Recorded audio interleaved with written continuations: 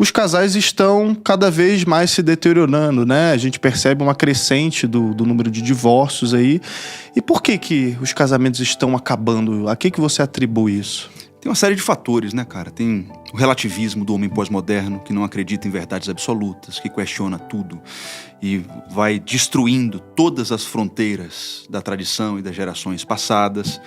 Mas eu gosto de tocar num ponto que eu vejo como um ponto nevrálgico assim, nessa questão, que é a corrupção do imaginário, né? O que nós vemos hoje na família é um esfacelamento de referências do que é o masculino, do que é o feminino, do que é beleza, do que é virtude, do que é durabilidade. E isso é um processo que vem ao longo de décadas, né? Hoje a gente vê que a consequência disso tudo, desde a revolução sexual na década de 60, resultou nessa cultura woke aí que já conseguiu destruir todas as franquias da indústria cinematográfica e não sei se resta mais alguma coisa, né? Por exemplo, eu percebo desde a infância dos meus filhos o risco que a gente corre, Lara sabe muito bem, ao escolher quais desenhos assistir. Você liga um Peppa Pig, por exemplo, e vê a Peppa chamando o pai de bobinho, né? Isso é só o começo de como vai entrando essa corrupção simbólica na mente das pessoas. Aí pra você não falar nem na linguagem neutra, né? Que já tem nos desenhos também, né? Aí já é escancarado, né? Então você tem, por exemplo, a geração atual de maridos, é uma geração que cresceu assistindo Banheira do Gugu, Big Brother Brasil, as novelas todas que nós conhecemos, né? E se acostumou com soft porn hollywoodiano. Então, imagina que marido vai ser esse, né? Quais referências ele tem do que é um homem virtuoso, do que é uma mulher virtuosa, né? E aí você tem toda essa bagunça que existe hoje por aí, né? Sim. Que outras corrupções do imaginário? Tô pensando aqui, por exemplo, você está falando dos maridos, mas do lado das esposas também. Muitas vezes aquela sede de competir com o marido, de não ficar por baixo. Aquela frase que a gente ouve desde sempre, né? Você tem que estudar para não depender de homem nenhum. Sim, né? Submisso, o lance da submissão também, né? Exato, jamais ser submissa ao seu marido. Você tem que se colocar em primeiro lugar, ser poderosa, etc e tal. Essa corrupção também chegou ao imaginário feminino? Totalmente, né? Você pega as franquias que a cultura woke destruiu e todas apontam para uma mulher que geralmente é muito mais habilidosa do que os homens, não precisa de homem para nada. Elas chegam a ser, em muitos casos, superior, inclusive fisicamente aos homens, né? Mais fortes, mais poderosas, né? Eu pego, por exemplo, o caso icônico daquela trilogia última de Star Wars, por exemplo, aquela Rey, né? Você vê que existem símbolos preciosos que foram destruídos ali. Na trilogia original, você tem mentores, por exemplo, como o mestre Yoda. Você tem aquela coisa do velho sábio que passa a tradição, né? E tem toda uma simbologia. Luke Skywalker. Aí você chega na trilogia, na última, a pessoa que deveria mentorear a Rey seria o Luke Skywalker, o último Jedi que deveria passar a traditio, né? Tradição vem de transmitir. Ela não precisa do Luke. A mentora dela, depois eles ela é autossuficiente. Ela já nasce incrível. Você não tem treinamento, não tem nada. E assim, depois eles forçaram a barra e botaram a princesa Leia pra ser uma espécie de mentora, né? A Leia aparece voando do nada, né? Então é toda uma forçação de barra pra dizer as mulheres não precisam de homens, né? A gente tem a figura do mentor sendo destruída, ela não precisa de mentores, até pra tradição ficar em segundo plano. Ela não precisa do homem heróico que demonstra para ela ser merecedor de ser o cuidador, o homem que a conquista, né? Eu tenho uma frase engraçada do Fulton Sheen, não sei se você conhece lá o Fulton Sheen. Ele escreveu certa feita que o nível de uma sociedade é o nível das mulheres. Porque se a mulher tiver um nível 9, nível 10, os homens vão ter que mostrar que são merecedores de ter uma mulher assim. Então, Fulton Sheen apontou para uma sociedade onde você tem mulheres virtuosas que exigem virtude dos homens. Elas são o parâmetro, né? Parâmetro. Então você necessariamente vai ter uma civilização pujante, uma civilização onde os homens querem trabalhar, produzir, mostrar que são virtuosos. Hoje você não tem nada disso. As mulheres não precisam mais de homens, né? Os homens têm acesso fácil a sexo casual, pornografia, virou tudo uma bagunça. Sim. Quebraram a gente quando quebraram as famílias e essa simbologia ordenada. Eu me lembro que o professor Olavo costumava dizer que antes da mentalidade revolucionária se transformar moda e vamos dizer assim, o padrão referente nas famílias e se tornar leis, ela começa ferindo e corrompendo as artes, a literatura, A cultura. a educação, né? Então o que nós estamos vendo hoje é um resultado de décadas, né? O jovem hoje tem uma dificuldade absurda de ter referências, né? Porque todos os mitos, até o Superman, os mitos que apontam para a virtude, para a coragem, para a bravura, para a temperança, foram mitigados, né? Foram destruídos. E aí você tem uma geração de jovens que tem pais que já não tinham a referência. É muito louco isso, porque no meu Instagram, por exemplo, eu costumo falar muito sobre os velhinhos, né? Eu sempre aponto, olha, sua bisavó pensava diferente. Vamos olhar para os antigos. Mas hoje está cada vez mais complicado, porque a geração de avós hoje já é uma geração que pegou muito dos anos 60, o Woodstock, a revolução sexual, o feminismo. Então, até entre os avós modernos, você ainda tem aquela dificuldade de encontrar aquela vovó de antigamente, que se preocupava em reunir a família e fazer o bolo de laranja Sim. durante toda a tarde, aquele rito da família se sentindo cuidado por aquela anciã, né? Então, hoje é muito complicado porque você tem uma geração de jovens que já é uma terceira ou quarta geração de um esfacelamento completo dos símbolos, né? É muito preocupante, né? Mas eu diria, Arthur e Lara, que talvez o ponto central de toda essa questão seja a noção que nós temos de felicidade. O homem pós-moderno, ele pensa que sabe o que é felicidade e não sabe. Eu não sei se vocês gostam das obras de Agostinho, eu sou suspeito para falar, porque eu diria que a pérola do pensamento ocidental, na minha opinião, não está em Aristóteles e Platão. Óbvio que eles são sensacionais, mas a pérola do pensamento da filosofia ocidentais está em Agostinho e São Tomás de Aquino. Existe um livro de Agostinho que ele escreveu certa vez chamado De Beata Vita, que quer dizer sobre a vida feliz. E olha que interessante isso, porque Agostinho vai dizer que existem basicamente dois grupos de pessoas que nunca serão felizes. Você tem as pessoas que são pobres no sentido mais amplo da palavra, elas estão sempre buscando alguma coisa, buscando status, buscando fama, buscando dinheiro, e elas não são felizes porque elas não têm. E do outro lado você tem as ricas, as pessoas que já conquistaram dinheiro, fama, seja lá o que for, mas estas também são indigentes porque elas vivem com medo de perder o que possuem. Aí Agostinho vai dizer assim, a vida feliz não é nem da pessoa que não tem, nem do rico. A vida feliz é a vida do sábio, porque o sábio é contente com o pouco que tem. Ele pode ter uma vida muito singela, mas ele não tem medo de perder o que tem, e ele não precisa de coisas outras para ser feliz. Eu acho isso muito interessante porque isso para o homem pós-moderno é coisa de outro mundo. As pessoas hoje precisam de muito dinheiro, de muitos seguidores, de muito status, de muita fama. E a família acaba sendo o pós-moderno acaba colocando uma pressão absurda para que o cônjuge o faça feliz, o filho o faça feliz. As mães hoje em dia elas têm filhos esperando que o bebê faça uma pessoa feliz, né? Ela tem uma noção de maternidade completamente influenciada pelas blogueiras do Instagram, etc. E quando elas entram na maternidade, elas descobrem que não é nada disso. É noite perdida, sacrifício, é o corpo completamente alterado, abnegação de si mesmo. Lara sabe que está vivendo essa fase agora e se aproximando do puerpério. Eu acabei de ter o meu bebê recém-nascido com minha esposa. E eu percebo que essa questão da felicidade é muito central. As pessoas não sabem o que é ser feliz. Elas buscam felicidades nas coisas dessa vida.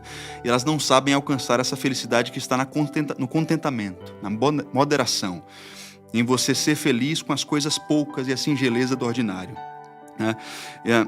Por exemplo, se você pensar num recém-nascido, é completamente fora do que o pós-moderno pensa para a vida dele. Um recém-nascido vai te impedir de viajar. O recém-nascido vai te obrigar a acordar várias vezes à noite. O recém-nascido vai te obrigar a se gastar e se doar de uma forma absurdamente ampla, talvez renunciar à sua vida profissional, talvez renunciar a ganhos financeiros. Então, tudo que diz respeito à família, é muito difícil você explicar para essa geração atual, com símbolos completamente corrompidos, o valor disso. E é engraçado porque não é antinatural que nós percebamos o valor dos bens árduos. É natural. O que existe hoje é uma corrupção que advém dessa corrupção simbólica artificial. Por exemplo, olha a história, que coisa mais linda. Você vai gostar, Arthur, você tem a Joaninha. Eu tenho uma filhadinha que tem 6 anos. E aí ela estava muito desordenada, bagunçada, assim. Ela é bem colérica, sabe? E às vezes ela sai atropelando as coisas e tudo mais. Não estava cumprindo horário, não estava fazendo a tarefa, não estava arrumando a mochila na hora certa, sempre atrasada. Aí a mãe dela se sentou, Lorena, minha comadre, Laura, você precisa ordenar a sua semana. Você tá vendo tanto que você está sem paciência? Eu tô muito sem paciência. Você sabe por que você tá assim? Porque você não está ordenando sua semana. E aí, todo dia, ela com muito amor acordava. Hoje é um novo dia.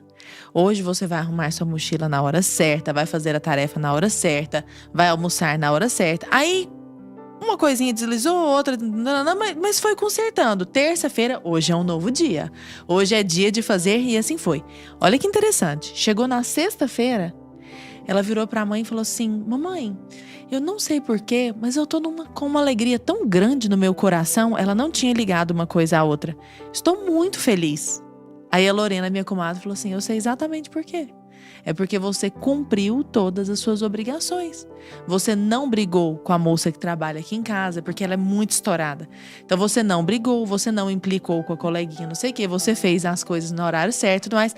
Aí quando ela percebeu, porque ela realmente, na hora que a mãe falou, ela reconheceu o sentimento. Não é que a mãe entregou pra ela algo que ela não tinha, só fez com que ela reconhecesse algo que ela já estava sentindo. Ela ficou tão feliz de ter descoberto o motivo da felicidade, ela falou: é exatamente isso. Aí a mãe dela falou justamente sobre os bens árduos. As maiores felicidades da nossa vida não são conquistadas num momento, num rompante de alegria. Elas exigem sacrifício. Ela com 6 anos percebeu isso, Rafa. Olha como a gente precisa, né? A criança precisa de um adulto que a estabilize numa rotina. Exatamente. E aponte para aquilo que é virtuoso. A criança nunca vai chegar a essas conclusões sozinha. Sozinha, mas ela sabe reconhecer. E é engraçado que você falou da rotina, né, Lara? Como é precioso quando a gente descobre felicidade nessa liturgia do ordinário. Exato. Né? Escrivá, São José Maria Escrivá, Adoro. ele falou certa vez o seguinte, né? Acho que no caminho, não sei se é um dos pontos do caminho, que ele fala assim: fazei tudo por amor. Porque quando você faz as coisas por amor, não existem coisas pequenas. Perseverar nas pequenas coisas por amor é heroísmo. E é verdade, eu cheguei à conclusão, e é isso que eu tento transmitir para as pessoas, que você consegue encontrar Deus na simplicidade da rotina, longe dos holofotes da mídia social. Eu tô agora falando com vocês aqui, doido para voltar para casa e me gastar pelo meu bebê. Eu gosto de ajudar, eu quero que meus filhos se lembrem de mim como um pai que estava ali. É difícil de achar isso hoje. Eu fico vendo os pais com seus filhos, e, gente, passa tão rápido. São 5, 6 verões que ele passa com você, depois ele vai querer brincar com os amigos, ele vai querer passar as férias em outro lugar. Eu quero que meus filhos se lembrem disso, um pai que estava ali inteiro, presente, que desliga a droga do celular e se doa, se gasta: filho, vamos jogar bola, eu estou aqui com você. Então eu tenho descoberto a felicidade nisso, cara, e é muito prazeroso, é muito bom. É verdadeiro. Já que estamos falando de filhos, qual que é a importância então dos filhos para a manutenção de um relacionamento saudável também, né? Os filhos, eles têm esse papel de fortalecer a família? Arthur, isso é lógico. Eu não sei por que as pessoas têm dificuldade de ver isso, né? O feminismo fez as mulheres olharem a prole como um peso, como um estorvo. Sim. Só um parênteses, quem observa é a Campanholo, e ela faz várias citações no livro dela sobre feminismo, aquele do perversão e subversão. Ela fala que na maioria dos parágrafos que trazem a questão da criança, do filho, sempre tem a palavra problema no mesmo parágrafo. Então, filho igual a problema. Perfeito. Fecha parênteses. Perfeito. E é tão antinatural isso, porque o amor que é a base da família, ele é obviamente fecundo, né? O amor é desejo de eternidade, segundo São Tomás de Aquino. Então, quando você ama a sua esposa, a prole é uma forma de você eternizar esse amor. Vocês vão embora e os filhos, naturalmente, vão ficar e continuar a reprodução da espécie, né? Então, os filhos têm esse caráter messiânico na família, né? Eles representam essa redenção da família que deixou de lado o egoísmo para viver o amor.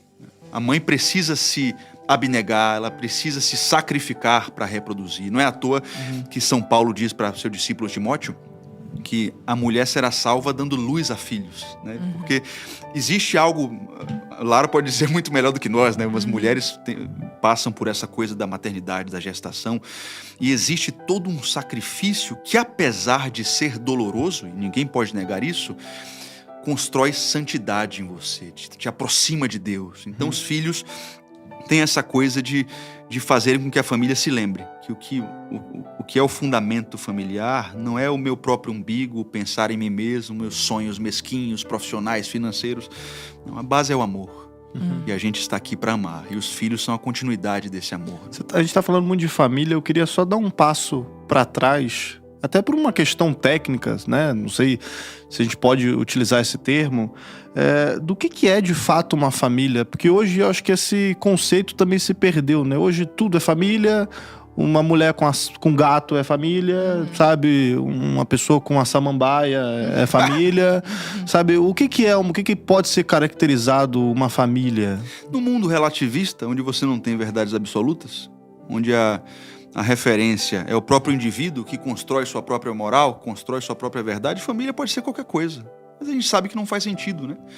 Se você olha, obviamente, a família como a base, o núcleo de qualquer sociedade, né? E uma sociedade não é melhor do que as suas famílias, ela sempre vai reproduzir o que são suas famílias, você chega à conclusão de que uma família precisa ter prole, precisa ter continuidade. Nesse sentido, eu não vejo outra possibilidade senão nós encararmos a família como um casal capaz de procriar e produzir outros seres humanos, né? Então, eu não preciso de teologia para chegar a essa conclusão. Filosoficamente, se você olhar sociologicamente, antropologicamente, uma sociedade que precisa subsistir e continuar, você vai chegar facilmente à ideia de que uma família é um núcleo capaz de gerar outras vidas. Tá, e em casos, agora eu vou fazer o papel do advogado do diabo. Sim. Em casos de casais que não podem ter filhos, eles não são considerados família? Eles são família, inclusive porque eles podem adotar. E aí vem a questão do amor adotivo, que, assim, eu costumo dizer que até os filhos naturais a gente adota, né?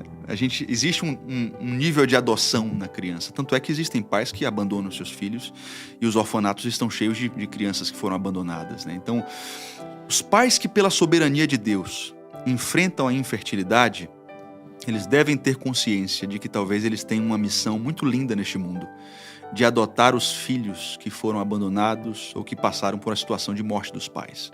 Tendo dito isso, eu continuo com a minha conclusão.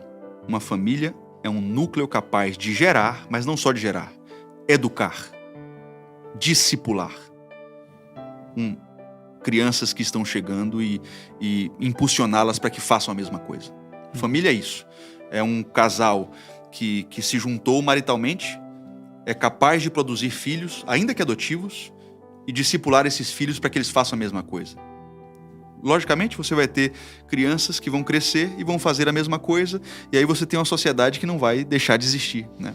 Qualquer coisa diferente disso, você vai ter uma sociedade que vai se autodestruir numa questão de tempo.